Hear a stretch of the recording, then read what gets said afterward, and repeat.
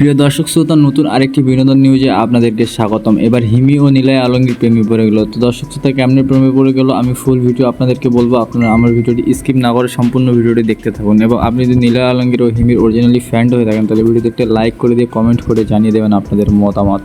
তো দর্শক শ্রোতা, আমরা ইতিমধ্যে জানি যে 5 আগস্ট বাংলাদেশের প্রধানমন্ত্রী শেখ হাসিনা পদত্যাগ করার পর বাংলাদেশের নতুন সরকার গঠন হয়, এবং কি তখন থেকে বাংলাদেশে কোনো নাটক ও সিনেমার কোনো শুটিং চলে না। তাই তারা নাটক ও সিনেমার শুটিং করতে চলে যায় দুবাইয়ে। তো দুবাইয়ে এক সাংবাদিককে জিজ্ঞাসাবাদ করাতে নিলয় আলমগীর ও হিমি বলে যে আমরা এবার প্রেমে পড়েছি, আমরা এবার বাংলাদেশে এসে বিয়ে করতে যাচ্ছি।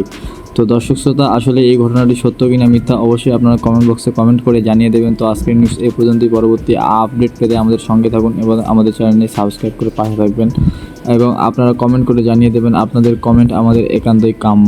ধন্যবাদ। এবং দর্শক শ্রোতা, আমরা নেক্সট আপডেটে জানিয়ে দেবো যে নিলয় আলমগীর ও হিমির মধ্যে বিয়ে কবে হচ্ছে এবং বাংলাদেশে তারা কবে আসতেছে। তো আজকের ভিডিও এই পর্যন্তই। ভালো থাকবেন, সুস্থ থাকবেন।